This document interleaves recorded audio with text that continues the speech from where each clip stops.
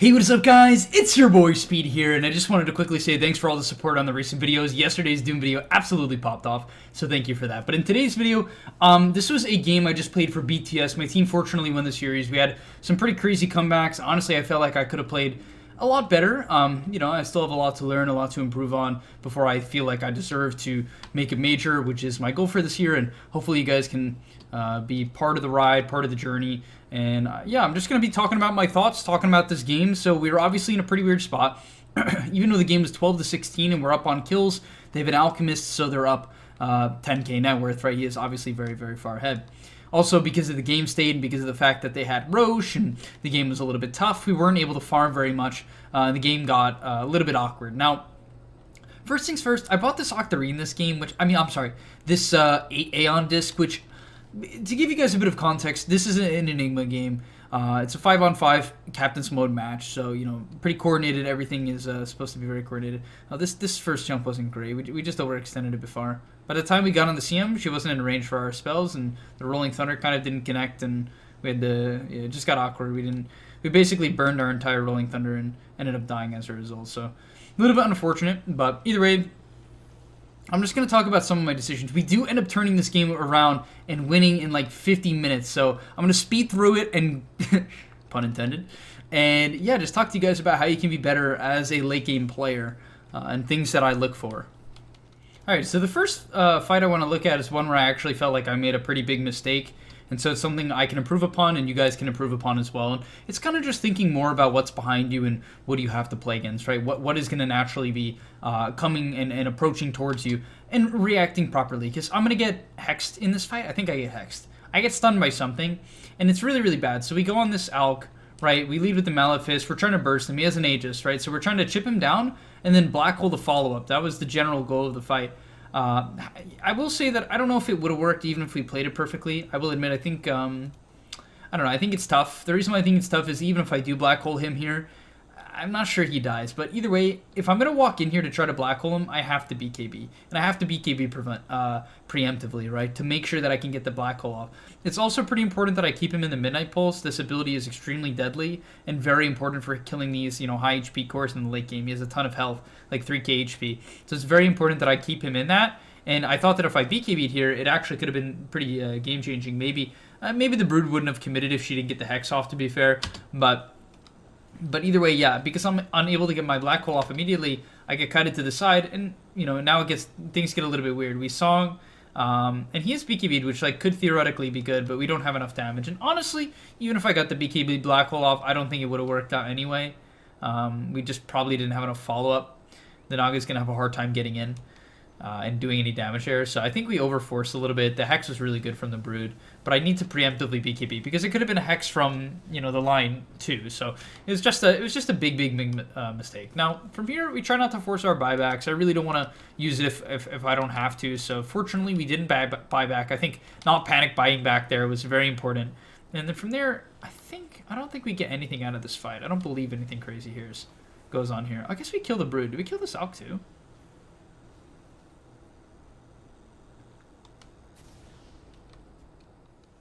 Now, as the game progresses, honestly, this was like the most throwy part of the game for them. I honestly don't even know what they were thinking. It was quite bizarre. It was very, very, very bizarre what they do here. I'm trying to even see from their perspective. I guess they were smoking and fake backing. That's what it looks like. So they're like smoking and fake backing, but their Brood shows on the Spiderlings. Alk is showing mid, so we have pretty good vision here. And they just keep walking into our I guess they just thought we'd be afraid or something. I don't know, because their Lion is going to place a ward here. So they're obviously trying to kill us. Yeah, so basically what it looks like is they're just trying to catch us off guard. They're going for some sort of deep ward play here. But I guess they forget the fact that, they still can die. At the end of the day in Dota, if you get caught out by 5 heroes, you're probably going to die no matter how far ahead you are. So we go into the Brood. He actually barely lives. I think it sets up, once again I get Hex. I need to just preemptively BKB. Fortunately I have my Aeon, so it doesn't end up mattering here. And I can eventually just black hole. And he ends up going down. So this was really the game-changing point. So I guess because I have Aeon, I can kind of just walk up and not necessarily BKB. That was part of the reason I bought it. I was afraid of getting Hex this game, caught out and bursted. But honestly, I probably could have just went Octarine or Refresher and played more around just basically preemptively BKBing. And that would definitely be an option and probably a good play for the game. So I should have BKB'd here. Whatever, I get hexed. It's not great. Because I did want to BKB to save my Naga. Huge disarm from the Pango here. Like, kind of saving the fight to some extent. And then we go for the stun. Just trying to buy as much time as possible for the black hole. We drop the black hole. And yeah, the Brood in the line died. We get a bash onto him with the Swashbuckle, and they throw the game. So really, I think what my team did there was fantastic. We had confidence.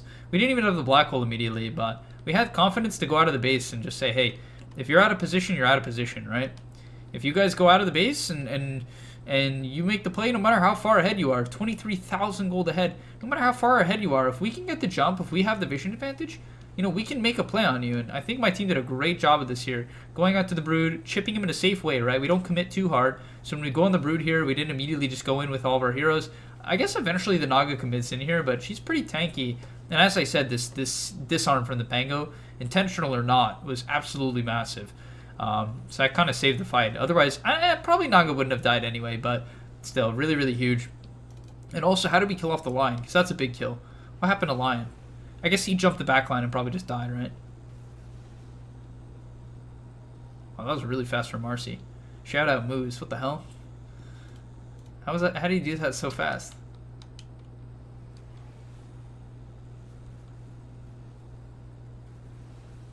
Oh, I see. Okay. I was like, this guy's superhuman. I mean, it's still a great play. He's very fast on that.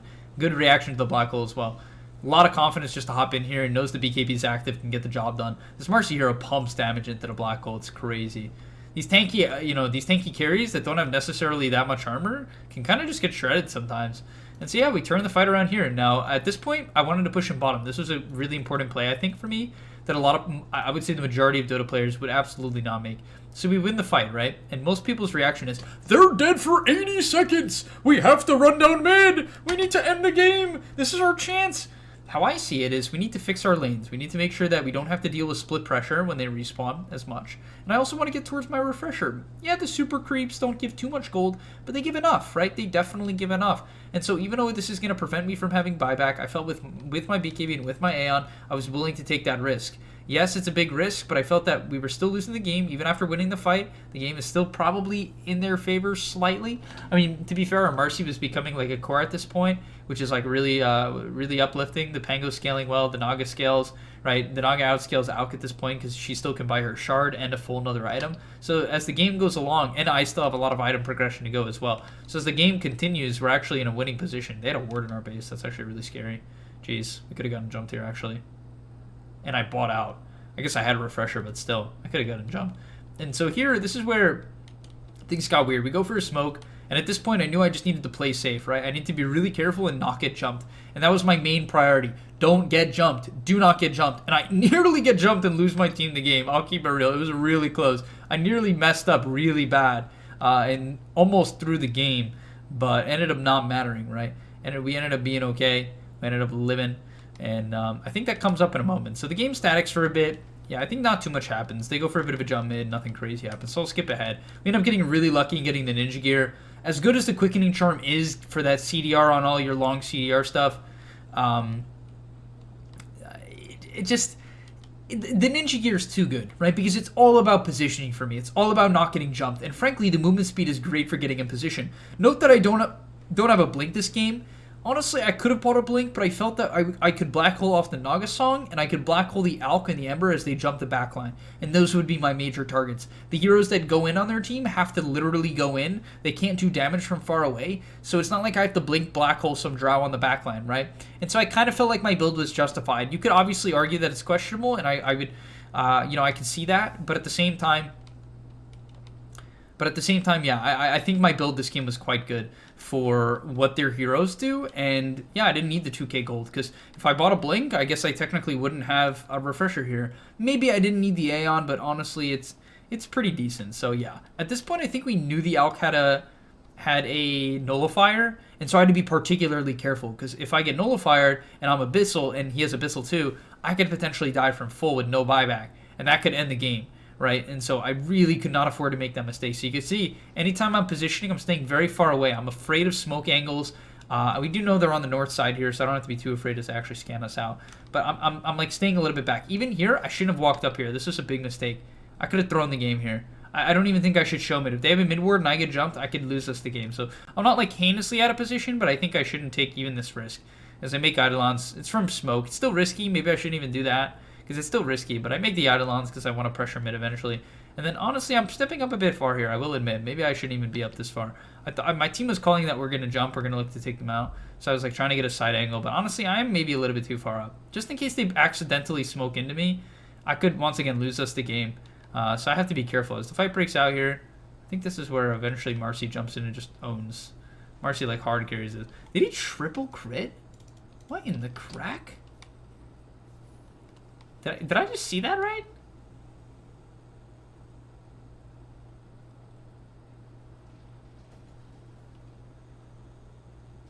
Okay, he didn't triple crit, but he like crit 3 out of 5 attacks or 4 attack. It probably wouldn't matter. This line doesn't have like, he would have died anyway.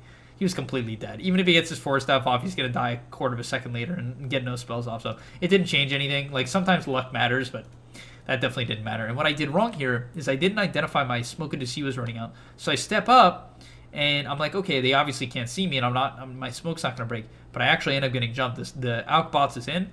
Fortunately, I'm able to react in time, so I get my BKB off just barely. And then the Aeon procs. And what's interesting about Aeon, if I'm not mistaken, is I think does it still dispel you even if you're nullified? I think it still dispels you because I mess up and I get jumped. But I get off my BKB, which is pretty huge. And then I think it still dispels me. Yeah, it does dispel you. So when it procs, it doesn't like stay on you, so they can keep doing damage. But it does dispel you, interestingly enough. And because of this, I'm able to get off the black hole, right, which is really, really massive. So I'm able to get off the black hole onto the Alchemist, and then I refresh her very quickly.